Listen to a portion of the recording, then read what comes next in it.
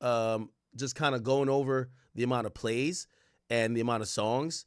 And yeah, like just basing off of this, and I'm gonna be honest with you, Ye would have probably sold 20K or 25K if this was dropped on a Friday, even with no announcement.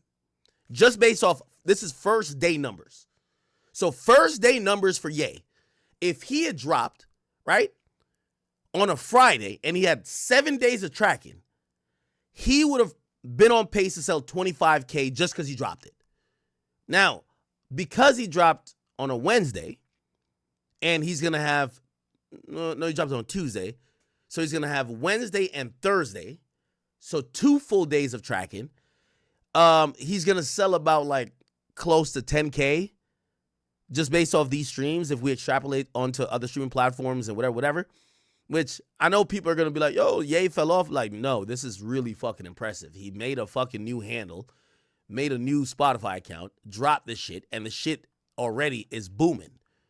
It just kind of goes to show Kanye is pretty much the guy, okay? By the way, thank you guys for all the gifted memberships. I appreciate that. All right. So, if you're wondering what Donda is supposed to be doing, because Ye dropped it on a Wednesday or Tuesday, whatever the case is, he's going to do around like 10K. Now, will he chart? Depends on a few things. So the way how Billboard does charting, you have to have all your ducks in a order, and usually the the distributor gets that in order for you, so you'll have a chance to chart. But if Ye charts, he'll literally, this would be kind of like crazy. And it's definitely independent. By the way, the album or the label is 2025 Yeezy. So we'll see. But I think these are great numbers for 1 full day of tracking. Okay, if that makes sense. All right. So thank you, Ye, for sampling me.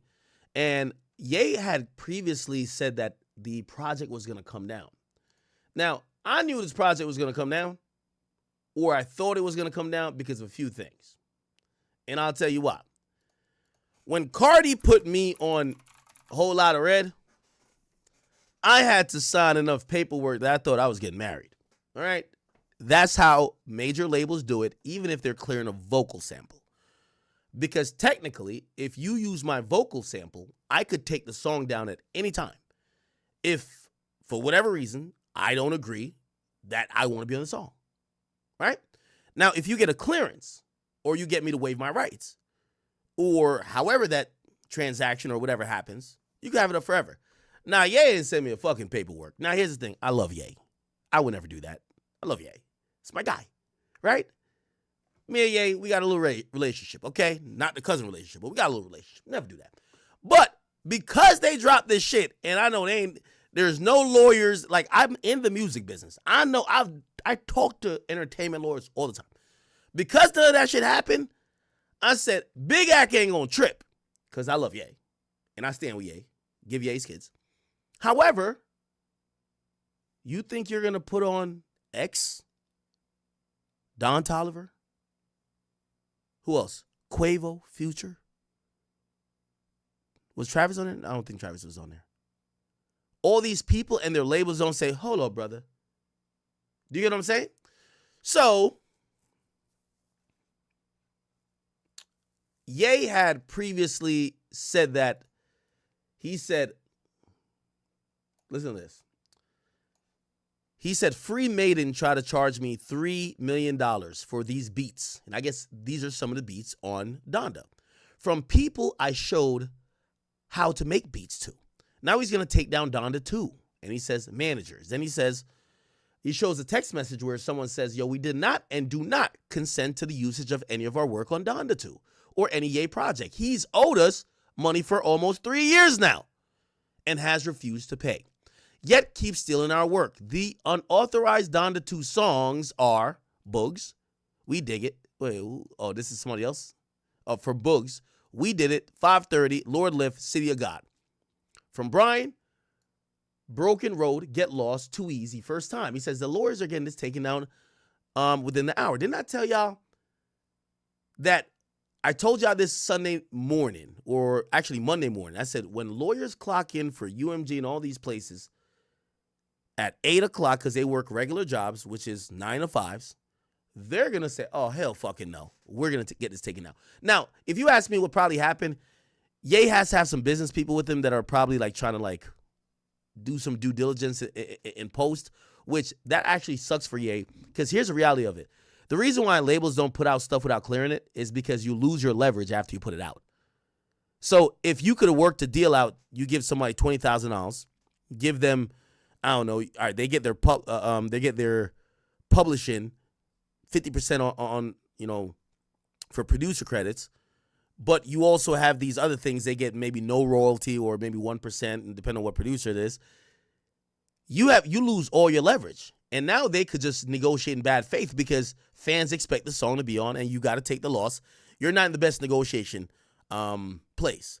So it looked like Ye, because we just listened to the song and it's still up on DSPs, looked like Ye's trying to make sure it stays up, but that's going to be a problem. That is going to be a problem because Ye looked like he might have not cleared these joints with the producers, and that's going to be a big deal. Okay, give me 1 second. And by the way, I see how we got 160 people followed us on Kick. I see that. I'm trying to go to Ye's Twitter. Hopefully it's not too crazy. Okay, people are talking about Donda too. Oh my God. Yo, Ye always got his wife. Yo, Ye just likes showing off his wife titties and pussy, bro. I ain't gonna hold you. Okay, he posted top 5. Looked like he deleted those things, right? Okay, so he says, really want to work with Brian and Boogs again. Really want to work this out. So it looked like he was trying to make a good faith effort of trying to work it out in post. And looked like they want $3 million. Now, the problem with people like Ye and the people like Birdman, and I hate to compare him to Birdman, a lot of these guys, they just do the work and they don't do the business. This is why somebody like a Dame Dash or like they got to be a shrewd businessman that's associated with every genius or every really dope like creative record executive, because you got to get shit cleared. This is the music business. The way how everybody gets paid is because of the business. Like rappers a lot of times think, oh no, we're just putting out music. I'm going to get paid because I'm a performance on tour. Well, the engineer don't get to perform it on tour. They don't get to go up on Rolling Loud. Your producer don't get to do that either. They got to make sure that when you're getting these plaques and you're doing whatever, they get not only credited, they get paid for it, but also they could leverage it for their publishing deals, because a lot of producers have these publishing deals. That's how they get paid. I'll get into that another time. Okay, so it looks like the album's still up, and I'm going to be honest with you. I think it's doing pretty decent for, the first day out. Oh, I had to scroll past that. Okay. Somebody say Ye's lazy. No, he's not. Ye's not lazy. Ye, because he has this God complex, he thinks he could just drop music with maybe not all the clearances and all the T's crossed and the I's dotted and be like, it'll work out. If it wasn't Ye, this shit would have been taken down, or some people might leave it up just to sue him later. But he should get this sorted out, or else you're going to get sued over this. That's how lawsuits happen. We've all talked about, you ever seen the If You Can't Feel that Blurred Lines. Blurred Lines made $32 million, and they allowed it to be up, right? They allowed the song to be up without suing them for years. Then they sued them and basically took a huge lump sum of the money, okay? And the reason was, they're like, yo, we have all the leverage. We don't care if you collected the money. We're owed the money that was collected, or owed a certain percentage. And the judge or arbiter was like, yo, yeah, you guys, like that Marvin Gaye sample or whatever it is, that was a huge part of the song, and you should get paid a certain amount. And they actually forced people who got paid out from the song to pay back Marvin Gaye's estate. Okay, all right? So that's one of the reasons you got to do the business first. If you don't do the business, you know what I mean? Like, I think infamously, What's my man's name? Rest in peace. Sorry. I still see shadows in my room. Juice WRLD got paid nothing off that. What's that song called? Lucid Dreams. Lucid Dream Publishing. Just look that up, right? Lucid Dream, the title of the song by Juice WRLD. The song was officially released by Grade A Production. That is Bibby's label on Interscope. And because it used an interpolation of Sting's 1993 hit Shape of My Heart, Sting owns 85% of the rights to the song. You know what that means? They got paid all the money you thought Juice WRLD got, Sting got it. This is why you got to clear it. If you'd probably not even use a sample if you got to pay 85% to the fucking sample owner.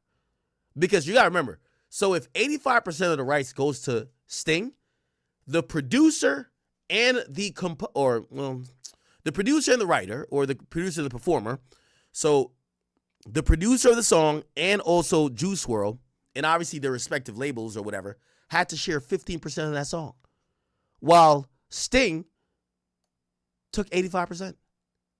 I think it's the same with what's the name of that song? I'll Be Missing You. Publishing. See, publishing, when you hear publishing, just to make it simple for y'all, that's the rights. So the rights of the song is called publishing. Okay? It's the intellectual property rights. So there's two parts you get paid from. The rights, which means if I want to license a song, you need the rights, publishing, for the most part. And then you have royalties, which means the sales from the song directly. Now, there's some few things that makes it complicated. Mechanical royalties, this and third. Don't want to get into that. But if you ever want to think about try to make the music business a little bit simpler for you, money comes in via two different things, right? Like, for example, I remember that song, Kid Cudi, Crush a Bit, Little Bit. That's one of my favorite songs. Rolling up, feeling like summer night. I don't care. Hands on the wheel, driving drunk. I'm doing my thing. Rolling in my side. That song was used in Project X, but it was a Steve Aoki mix of it. That shit goes through publishing. So who would own the publishing to the Steve Aoki mix? A lot of it is Kid Cudi. Kid Cudi probably got paid an arm and a leg. That shit was used on not only Project X, the movie, I believe it was used on one of the Hangover movies. Those movies are generating damn near $1 billion. I guarantee maybe it's going to be tens of millions of dollars got paid out probably for the licensing of that song, right? Or maybe it was a set fee, who knows? But let's say $10 million. And then because it's publishing, the way how the publishing for that song is broke down, I guarantee Kid Cudi owns a lot of it, or whoever who owns Kid Cudi's publishing. This is why people hate Diddy, because Diddy used to, like, people didn't understand publishing back in the day, so he would be like, oh, you'll get paid a percentage of the records that we sell, but we own your publishing. And they would be like, what the fuck is publishing? Don't worry about it. Take $200,000. He owns your rights for the song for life. So if anyone be like, yo, what's a Biggie song? I don't know. More Money, More Problems, or whatever the case is. Those particular songs, Diddy would just get all the money when it's licensed in, I don't know, or, in a movie. Get me? Which, publishing, long-term money, royalties.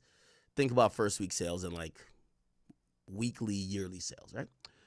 Yeah, I'll Be Missing You. Diddy actually got finessed on this shit. Not finessed, but he put this out, and then we realized that apparently he had to pay them. He did a deal to pay them weekly. Not weekly. Is it weekly or monthly? Oh, fuck. Okay. Sting getting so much money off hip hop. Lucid Dreams, they own everything. Or 85%. When it comes to I'll Be Missing You, Sting, the songwriter of Every Breath I Take, was awarded 100% of the royalties and continues to use. Damn, that's even crazier. Look, Diddy is obligated to pay Sting a daily royalty of $5,000 a day. Look. $5,000 a day Diddy had to pay these motherfuckers just to have the song up. Diddy clarifies 5K daily royalty payments for Sting's 90s hit, I'll Be Missing You. Ain't that crazy? As we living in. That's not crazy, Chad. You got to clear your songs. That's the whole point I'm trying to say. Thank you for someone who said in the chat.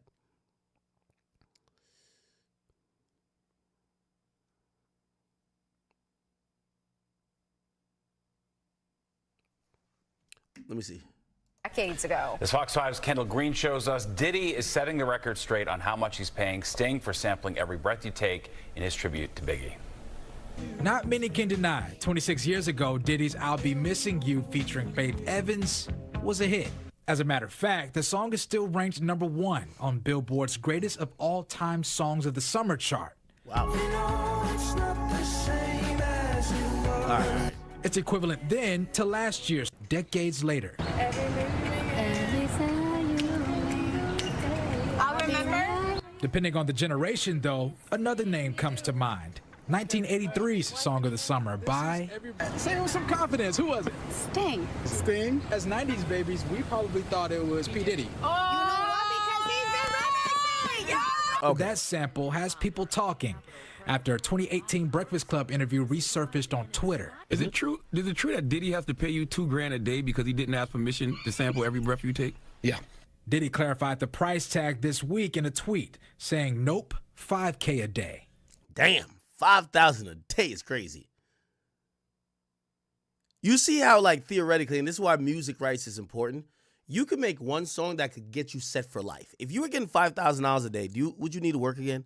$5,000 a day, let's extrapolate, right? That's 5 times 365, that's yearly. That would be, well, 5 times 300, that would be, I can't do math. It would be $1.5 million, right? Then add 65 plus 5, that's 300. It's $1.8 million. So $1.8 million just from that song, yearly in royalty payments to Sting. You see how one song could get you set for life? Now, granted, I don't know if, that was a set rate or maybe it's just a percentage of what the song was making. I'm pretty sure, I don't know if that song is still as popular, but $5,000 a day is crazy, right? Taking that annual cost of copyright infringement to more than $1.8 million. If you use a sample and you don't get it properly licensed, then you're infringing on the copyright of the original recording and also the original composition. And so you could be liable for copyright infringement. Cassandra Spangler, an entertainment attorney, believes Sting and Diddy may have worked out their own deal, but doubt he's paying the Rock and Roll Hall of Famer out of his own pocket. Either way, a deal is a deal, and a hit is a hit. Good for Sting, yes. Diddy's got it. Sorry, Diddy, I love you, but you got it, so might as well. I love it. Kendall Green, Fox 5 News. Yeah, okay. So, really, I say all that to say, you got to clear your songs. Now, for independent young artists that's coming up, you don't got to clear your songs, okay? As we live in a digital. Like, Sting isn't going to come for you if you sample their song and it's not detected by, like, the copyright stuff. Like, because there's copyright readers and scanners that will detect, like, oh, you're using Sting's song.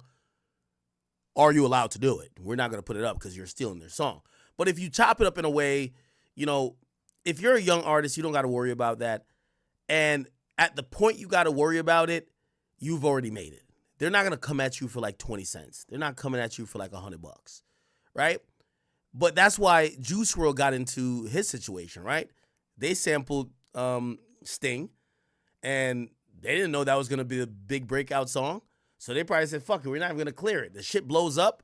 By the time they go to clear it, Sting is like, y'all ain't come to us before you dropped the song, so we need 85%.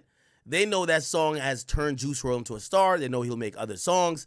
So they take the L on the song. They only get 15%. Sting gets 85%. It is what it is. Okay, people. All good. Where should we go or start next? If we're going to talk about music